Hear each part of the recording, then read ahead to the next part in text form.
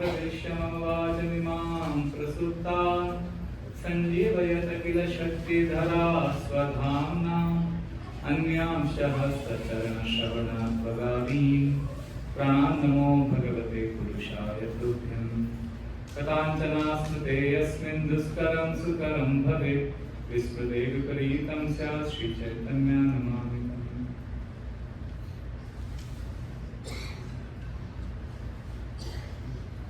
हरे कृष्णा जगन्नाथ बलराम मैया की जय जगन्नाथ रथ यात्रा महामहोत्सव की जय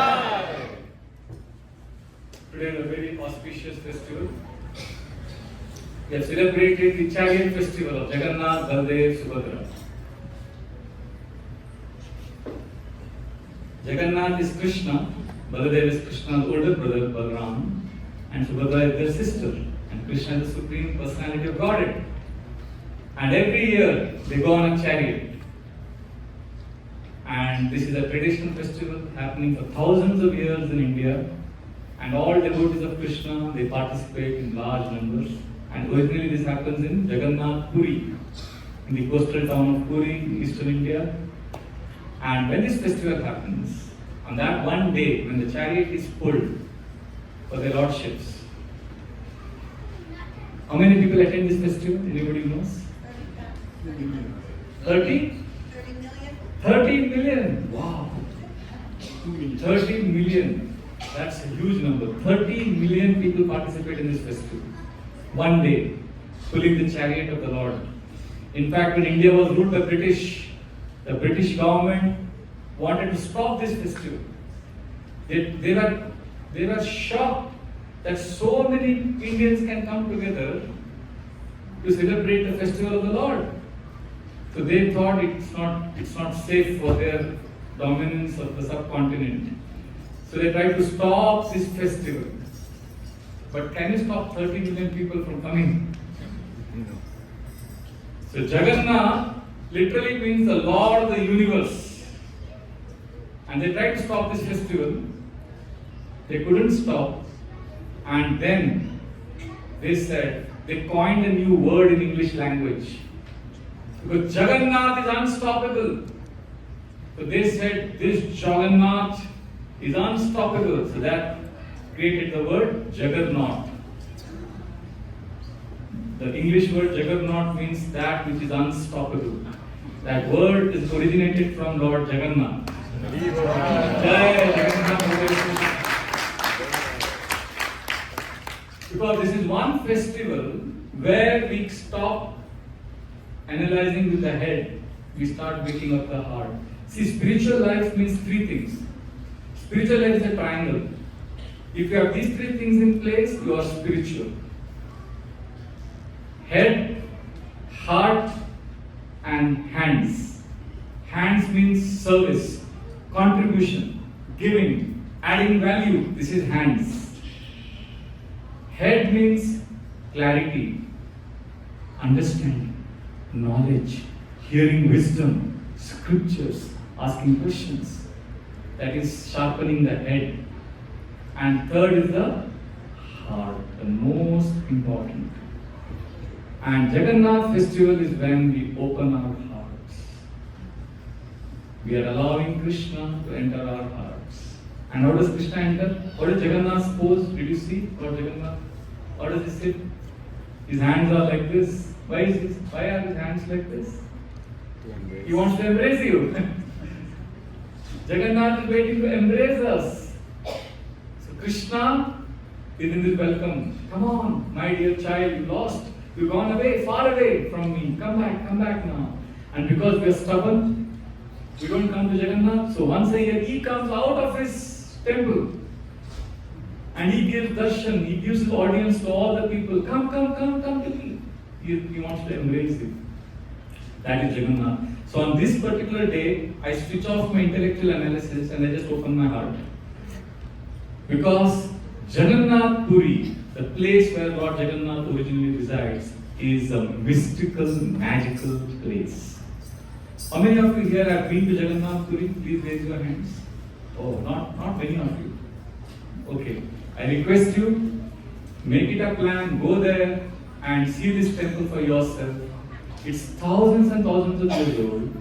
And Lord Jagannath and Subhadra are worshipped there for thousands of years in a traditional style, and the tradition has been maintained for so many thousands of years. The same worship, same standard, everything is happening every day. And there are a lot of mystical pastimes. A lot of amazing things that happen there.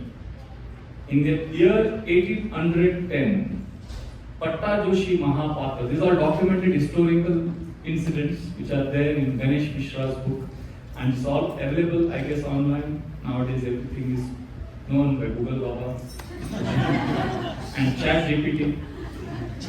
So everybody can access this information, but these are all documented historical facts. So Pattajoshi Mahapatra was one of the priests in the Jagannath Puri temple. This is 1810, when India did not have electricity and all this modern opulences. So this priest, after his night duties in the temple, was going to his house, and he felt something very spooky. He felt somebody is following him. He got a little scared. It was dark. And gathering a lot of courage, he looked back and he was shocked. What did he see? He saw a giant 15-foot tall man, dazzling with golden ornaments on his body. He had a crown. And Pattajoshi Mahapatra started trembling. He said, "Who are you?" He thought it's he just couldn't believe his eyes. He had never seen some figure like that, because human beings are maximum, they're 7 feet tall. Nobody is 15 feet tall. "Who are you?" I started shivering. And the giant figure said, "Don't be scared. I am your friend." "Okay, but who are you?" He said, "I am Vibhishan." Vibhishan is a personality from the Indian classic Ramayana, which was written thousands and thousands and thousands of years ago. This is the story of Lord Ram, who killed the demon Ravana, and he established Vibhishan, Ravana's younger brother, as the king of Lanka. Now, in the celestial abode, there are planets which are invisible to the naked eye, and Vibhishan resides there. And here Vibhishan is telling Pattajoshi Mahapatra that every night I come here to take darshan of Lord Jagannath. So then immediately he got excited. He realized Vibhishan is a devotee of Lord Ram, a devotee of Lord Jagannath, and I'm getting darshan of Vibhishan. Wow, I'm going to tell all my folks now that I met Vibhishan. Can I take a selfie with you? Though they didn't have a selfie. He was desperate to have some memorial, some souvenir, something by which he could tell his friends, family that he met Vibhishan. He said, "Please give me something. I want to tell the whole world I met you." He said, "I cannot. It is confidential. Because you are very sincere, I gave you my audience." He said, "No, please. For generations to come, let mankind know that this is a very mystical, magical place." So then Vibhishan removed his, he had a, what is it called? A bracelet? Armlet? I don't know. There's something on the wrist. He removed that. Band, some golden wrist armlet or bracelet he had. He removed it and he gave it to Pattajoshi Mahapatra. And he fell with it, because that small bracelet was the size of a chariot wheel for us. It's a golden chariot wheel. It's a bracelet. So he held it and he couldn't believe his eyes, and then Vibhishan disappeared. So Pattajoshi Mahapatra immediately took it home, announced it, and a large number of crowd gathered the next day. And since then, Pattajoshi Mahapatra's house is a tourist spot. People come to take darshan of that incredible bracelet which Vibhishan had personally given to Pattajoshi Mahapatra. In the year 1902, July 7th, there was an incredible incident that happened with Dasabori. Dasabori was a local villager. He wanted to enter Jaganath Temple, but he was a little crazy guy. He would, he would have a very whimsical behavior. So the guards thought he may create a ruckus inside, so they stopped him from entering. But he had brought coconuts for the Lord. He wanted to offer coconuts. He said, "Oh Jagannath, I love you. Please accept my offering. I want to offer these coconuts." And the guard said, "No, you can't enter." So he created a big drama outside. He said, "Oh Jagannath, please accept. Oh, I love you, Jagannath. Please, please." And then, lo and behold, right in front of thousands of people outside the temple gate, you know what did they see? They saw giant hands appear from nowhere and pick up that coconut and it disappeared. And the priest also saw it, and they ran inside the altar and they saw that coconut lying in front of Jagannath. So these are some of the incidents, but you can find a lot more on the internet. But I want to share the principle. The principle is, when you are coming in front of Jagannath, keep your logical mind aside, open your heart, and see the magic that happens in your life. See, when I was a student of mathematics in school, we would be given very challenging arithmetic sums. I'm sure that's the way it works in America also. So we had to prove an equation. There were two equations. We had to prove that they're equal. So we would begin with an assumption. We had to prove x is equal to y. So we would begin with an assumption that let x is equal to y. And then we would, in the end of it, prove that x is equal to y. And I would always say, but why do we have to begin with this assumption? And the teacher would say, don't ask questions, just do it. So in Krishna consciousness, we want to prove the existence of God. We want our intelligence to be convinced. But I am telling you, let us begin with the assumption that Jagannath is the Lord of the universe. Let us assume that He is welcoming us with His open arms. Let us begin with that assumption and see the magic that happens. And then as we start practicing chanting, remember three things: head, heart, hands. Hands means service. Head means intelligence. Heart means heart, emotions, love. So spirituality in Bhakti Yoga consists of all three. We can't simply be intellectuals and doing seva. We also need to offer our heart to Krishna. Bhakti Yoga is all about a personal relationship with God. And the basic premise of Bhakti Yoga is God is a person like you and me. But He's a transcendental person and He loves us. And He wants to have a relationship with us. That's why you will see Bhakti Yoga, serious Bhakti Yoga practitioners, they never advertise that we give you happiness. We don't say, come to Hare Krishna, you will be happy. We say, come to Hare Krishna, you will have a relationship with God. And a relationship includes everything. A relationship is more complete than a momentary happy feeling. So Jagannath promises that relationship. He is ready to embrace us in His arms. So for some moments, at least on this festival day, keep your logical analysis aside, invest reasonable faith. There is blind faith, there is reasonable faith. What is blind faith? Blind faith is, like for example, there's a man who claims to be a doctor. And he says, are you a doctor? He says, yes, see, I have a white coat and a stethoscope. Is that how doctors dress in America? I don't know. In India, right? A white coat and a stethoscope. So any person who has a white coat and stethoscope claims to be a doctor, and if you say yes, anybody who wears a white coat is a doctor. That's blind faith. And also to reject all good doctors just because you have one bad experience, and you reject all doctors as quacks, frauds. That's also blind faith. You are blindly rejecting or blindly accepting. Reasonable faith means you ask, okay, is he a doctor? Where did he study from? How long is he practicing? Who are the people he has cured? Okay, now I have some faith in him. Let me take the medicines he is giving. You can't tell a doctor, first cure me, then I will take your medicines.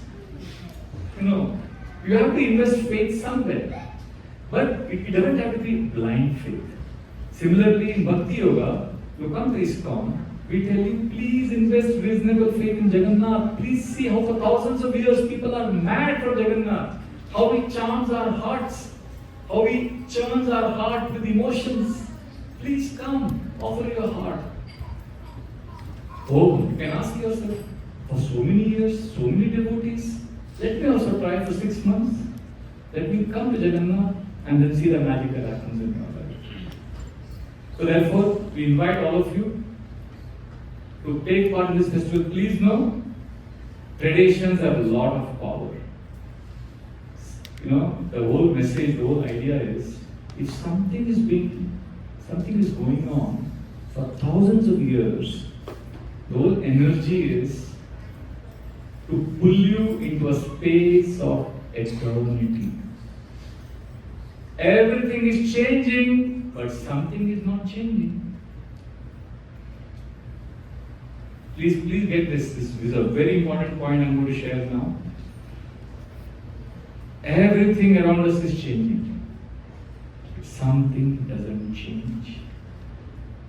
That's called, in the Vedic parlance, as Brahman, or divinity, or spirit. I'll tell you one small incident. There's a giant banyan tree near our temple in Mumbai, and the gardener tells me that the tree is 500 years old. I would go and sit under that tree and I would chant. And one day, in my meditation, I was overwhelmed. I looked at that tree and I felt, I'm also 500 years old, like this tree. I also don't die. I've also been around for a long time, like this tree. I felt I'm meeting a friend. Do you realize you don't actually, you also, the Bhagavad Gita says, we never die. The body may dissolve, the body may go away, but we are eternal, like that giant banyan tree. And the proof is, when you go to these Colorado mountains, or you go to the forest, you go to the ocean side. Have you ever been to an ocean side or a mountain or a beautiful forest and you felt very peaceful? Did anybody ever feel like that? Yes, please raise your hand if you had that experience. Thank you. You know why you felt that? Because just like the mountains have been there for a long, long time, the mountains have been there as if like for thousands of years. Even you have been around for a long time, and that's when you go into that kind of setting, you feel a connection. That's why you feel peaceful. Do you get what I'm saying? Because that's the nature of the soul. We don't die, we are eternal. We enter into that space. So when you go to Jagannath Puri, and you see the same worship, same tradition, same what the festival we celebrated today is exactly what's happening for the last thousands of years in Jagannath Puri and all over the world. The same festival, the same tradition, chanting, dancing. Everything is changing, but this is not changed. And that is our nature also. Natvevam jatu nasam, natvam neme janadipa, nacheva napavishyama, sarve vaya matapparam. Lord Krishna tells Arjuna in the Gita that there was never a time when I did not exist, when you did not exist. Nor shall there ever be a time when we shall cease to exist. Because the soul is eternal. We are covered by this temporary body and we get bewildered, we get confused. But when we connect to Jagannath, we discover our eternal nature. We enter the space of deathlessness, fearlessness. We become peaceful, we become content. So therefore, Jagannath, Baladev Subhadra's chariot festival is a testimony of the undying traditions of spiritual life. Srila Prabhupada, who founded ISKCON, the first festival he introduced in America was Jaganath Temple. In San Francisco, 1967, January, one of his students, Malti, she came from a shop with a small Jagannath deity. And she thought it's some fancy doll. And she kept it in front, and Srila Prabhupada saw that and he offered full dandavat obeisances. And she was shocked. She said, "What is this?" Prabhupada said, "This is the Lord of the universe. This is Jagannath." She said, "What?" Yes, and Prabhupada said, "I'm sure that from the shop that you brought this, there is also Baladev and Subhadra. There are two other small deities. Get them." So she went to the shop. Actually, she says that she had stolen the Jagannath deity from the shop. So then she had to go back, and then she again stole Baladev and Subhadra. So that's how Jagannath, Baladev, Subhadra first came to ISKCON. Srila Prabhupada offered obeisances to the deity, and he told Shyam Sundar, Malti's husband, that you carve from the wood, you carve deities of Jagannath, Baladev, Subhadra. And then Shyam Sundar carved this beautiful Jagannath with his deities, and they were installed, and they were doing arati, chanting, dancing. And Srila Prabhupada inaugurated this amazing festival which has been happening in India for thousands of years. He brought it to the Western world. And now, everywhere, New York Rath Yatra, here, San Francisco, everywhere there is Rath Yatra. So this is when the Lord comes out. And Srila Prabhupada, when he was a young boy, as a 6-7-year-old boy, he would celebrate Rath Yatra festival in his house, in his locality where he was staying, and he would organize the entire festival single-handedly. He would have all the boys in the neighborhood cook food, arrange for the festival, decoration, everything he managed single-handedly. And his father encouraged him, kept encouraging him, and at one point of time his parents had to stop him. Because anything he wanted to do, he was encouraged. Like he organized flowers, decorations, kirtans, cooking, all good. But at one point of time, this young Abhay, Srila Prabhupada, was a young boy, he started reading a book and started making firecrackers for the festival. That's when he was stopped. Till then, he was encouraged. So like that, Srila Prabhupada organized Rath Yatra and introduced this to the Western world. And if we connect to this eternal space, when everything is changing, something is not changing, then we also experience divinity. So when we are chanting Hare Krishna, it's the same Hare Krishna that was being chanted for so many years. When you go to Jagannath Puri, and also if you read our scriptures like Chaitanya Charitamrita, you will read the way Lord Jagannath is worshipped. You will read where Chaitanya Mahaprabhu stayed. You will read where our devotees perform festivals. And then when you go to these places, you will realize those spots exist even now. Those places exist. Those rituals are performed even now. And when you enter that space, suddenly you feel you've been transported. You're sitting on a time machine and you've gone back. During COVID, I was stuck in a small hometown in South India. I come from a small village in southern India. And my parents, my mother was very sick, so I had to stay with her. And every morning I would go to the temple, the local temple, to chant my rounds. So they would allow a few of us to chant inside the temple. And now in this tradition has been established in the year 1230. The last 800 years, the same rituals, same worship is going on every day. And when I was sitting in that temple courtyard, you know, the sannyasis, the renunciants, they would walk into the temple, they have their rituals going on for the last 800 years. So many monks have come and gone. They've died and then other monks are established. So these monks would do their circumambulation, they are chanting, and I would be sitting there and I would always feel as if I've been catapulted to an eternal space, because this is what has been happening for so many generations. Nothing has changed. Today I am here, tomorrow I will be gone. But this will go on. Jagannath's service will go on every day. So this gives us the strength to take life's ups and downs with sobriety and fortitude. This is come. Everything, this too shall pass. Bhagavad Gita says, Matra sparshastu kaunteya shitoshna sukha dukkhada agamapayino nityastam titikshasva bharata. Bhagavad Gita teaches us to tolerate ups and downs. Be sober. Because happiness, distress will come and go. Beautiful things will happen. Tragedies will happen. But Jagannath's service will go on. My connection with the Lord will go on. That's how we are pulled into eternity. During the last year, I want to share one incident and then I'll close the class. Do you have some questions after this? Yeah. I'll just end with this incident. When I was a young boy, when I was a 12-year-old boy, we had gone to our hometown for my sister's wedding. And there were elections in India. This is the year 1984. The Prime Minister of India had been assassinated. Elections were held. And as a young boy, I didn't know anything about elections. And all the elders are talking. Oh, this fellow has become the Prime Minister. Some were appreciating him, some were criticizing him. I'm looking at everyone. And also they're talking about the marriage, because tomorrow is the marriage. And intense discussions going on, and as a young 11-year-old boy, I fall asleep. And then I'm woken up in the morning at 3. We have to rush to the temple because there is a wedding in the day. So the rituals we perform is morning 3 o'clock, 4 o'clock, we go to the temple, we offer arti, there are a lot of puja and all that. And there is a monk, a renunciant, who's a sannyasi. And he gives us blessings and he performs the puja. And I remember seeing him. His name is Vishwapriya Tirtha Swami. He's doing the arti.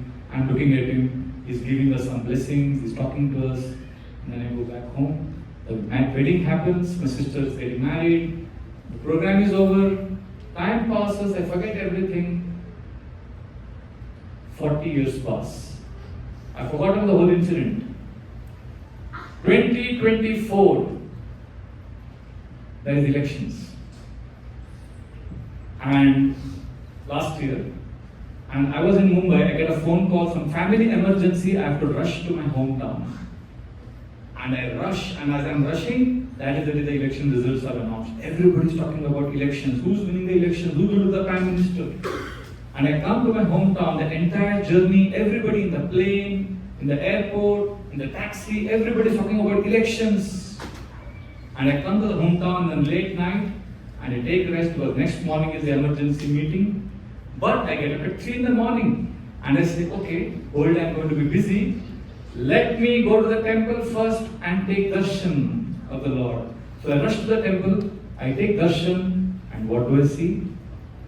The same Swamiji, the same monk who I had seen in 1984 worshipping the Lord, he is still worshipping. I look at him. Oh, he's Vishwapriya Tirtha Swami.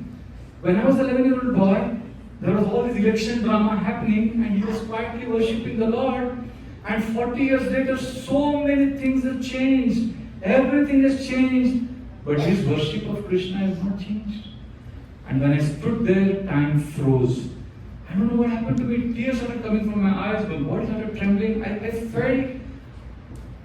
felt I am deathless. I felt I'm like, because it is ineffable. I had entered a space of timelessness. I just stood there realizing that I am also eternal. Of course, after some years, the Swamiji will also be gone, but Krishna's worship will go on. In the last 40 years, so many political cyclones happened in India, so many ups and downs, but Krishna, Jagannath is waiting. He's always waiting for you, for me. Come back, my lost child. I'm there for you. And let us come back to Krishna today. Jagannath Temple is that festival reminding us that whatever happens, everything is changing, but Jagannath is waiting. When I joined the ashram, the monastery, we have a strict schedule. We don't watch, we are like, we don't have a social life, like we kind of lead a very intense monastic life. So all my friends told me, you're joining the monastery tomorrow, so you have to enjoy with us today, one day. Come with us for a movie. So they like, I said, no, I'm becoming a monk. They said, no, ask. So all my 10 friends, kind of bullied me into it. So I went to that movie. I was sitting in the theater watching the movie. Movie was okay. But next day I joined the monastery. No more movies, no more parties. A monk. And then one day, my senior, my mentor, took me for a program in the taxi. As we were going by that movie theater. I looked out of the window and I smiled.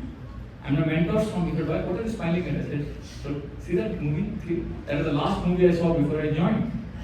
He said, really? How was that movie? I said, okay. Then we smiled and we went ahead. And after 4 months, I had to go for another program somewhere. I was in the taxi with him. And again I saw that movie poster. Oh, I thought the movie is still going on. And then 2 years later, I was going by that same place. And the movie poster was still on.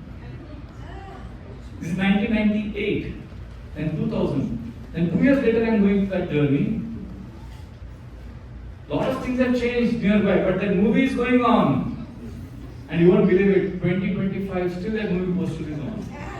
The movie still runs a matinee show at 11:30 in the morning.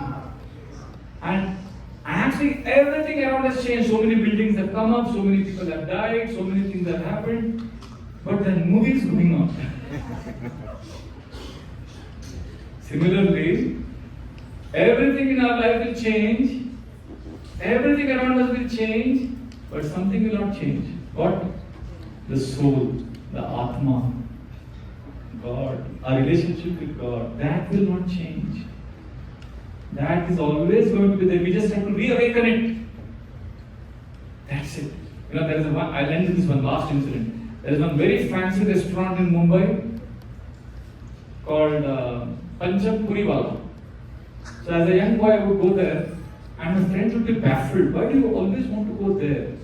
I would go there because in 1832, one Pancham Pandey, he came from Agra in a bullock cart and he set up a stall of 5 puris and potato sabzi, and he sold it for a few annas.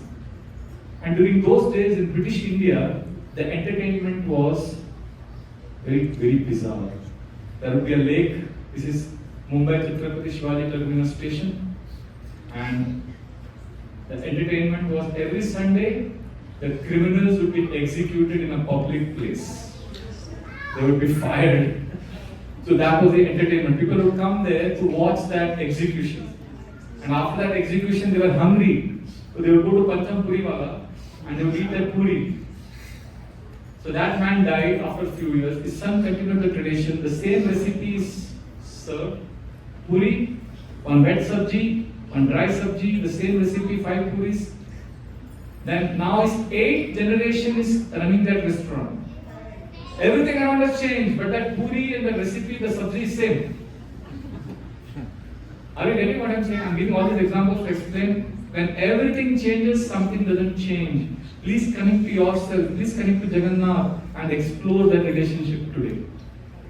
That is the main message of this festival. Jagannath Maya ki Jai! Prabhupada ki Jai! Thank you very much. Hare Krishna. Hare Krishna.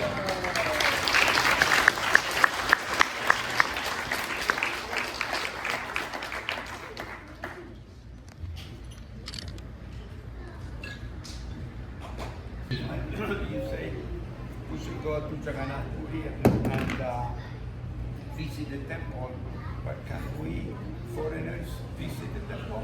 Yes. Yeah, that's unfortunate. So what we are doing now, I think foreigners are they are able to take darshan of Jagannath only on festival, the Rath Yatra festival day. They are not allowed inside the temple because the priests there, you know, in their scripture, this is very interesting. In Jagannath, they have these ancient scriptures. The scriptures clearly mention that foreigners, especially white-bodied men and women from the Western countries across the oceans, should not be allowed inside the temple because if they come in, they will kidnap the Jagannath, Baldev, Subhadra, and take them away. So, out of a protective sense, out of a fear, and you know that protective fear that we want to protect our Jagannath, so they don't allow any foreigner inside. But little do they know that Jagannath has already been kidnapped. Srila Prabhupada, he brought Jagannath here. Right? And my Guru Maharaj, my spiritual master, is an American. Although I am born in a traditional Indian Brahmin family, but my spiritual master is an American born from Chicago. He's Jaganath Swami. And he loves Jagannath more than anyone I know in India. So Jagannath is all attractive, and in their scriptures, out of their fear, they don't stop. I have one friend, he's an Indian, but he's white bodied and he looks like a Russian. He looks like a Russian, but he's not a Russian, he's an Indian. So I was going inside to the temple with him, and the guards stopped us. They said, "You are a foreigner, get out." I said, "No, he is my friend, he's from India." And he spoke in Hindi, the Indian language. And you know what the guard said? "You Americans, foreigners are expert, you have learnt our language. You speak in our way, so we won't let you in. You can't come in." So I said, "No, please believe me." Then he showed his iCard, you know, which has his Indian name, photograph. This is all manipulated. We won't allow you. And I was begging him, please allow him. And you know what he did? All arguments, all logic, everything failed. You know what the ultimate thing he did? Pulled up his sleeves and in pure Hindi, the Indian language, he started hurling the worst kind of swear words that you can't even imagine. He's a monk.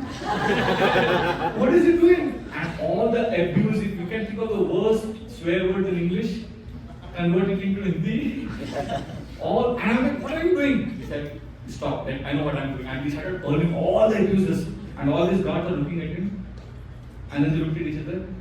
And they said, yeah, he's our man. They said, he's our man. He knows. I need to learn a few words. You need to learn those swear words. Yes, brother. So, I remember that Srila Prabhupada was very disturbed that his Western devotees who had been serving him, totally surrendered on a whim. Prabhupada would send them, now open a temple here off the plain, and would tell his household devotees. He was very disheartened. So he opened the Jaganath Temple in Bhubaneswar, which you probably again we have also done that. In fact, Srila Prabhupada was very sad that his Western disciples were not allowed. You know what he did? Srila Prabhupada loved Jagannath more than anyone else. But because the Western disciples were not allowed inside, he also refused to go in. He refused to go inside and take darshan of Lord Jagannath, saying that if my disciples can't come in. And he told all the priests there that I assure you they will not kidnap your Jagannath. And then he said, you know what he told them? He said, I will sponsor all of your tickets. All of you priests go to all our Western centers in America, everywhere, and see the sincerity with which they are worshipping the Lord. And then you will be convinced that they are very sincere.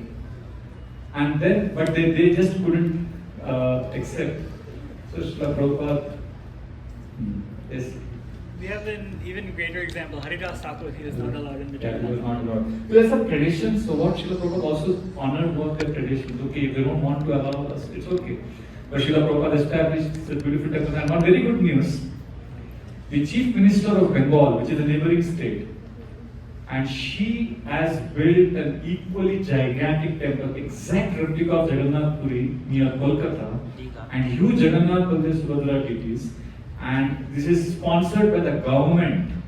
The government has spent millions of rupees on that entire structure, and the entire thing she has handed it over to ISKCON. She said, you guys manage this because you guys have devotion. You have the mood. So now we can go there and worship Jagannath. Hare Krishna.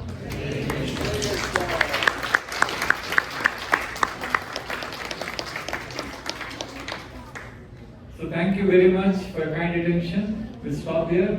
Jagannath Baldev Subhadra Maiya ki Jai. I sincerely pray that may Jagannath Baldev Subhadra shower their choicest blessings upon you and your family, and may you always feel loved by the Lord. Hare Krishna.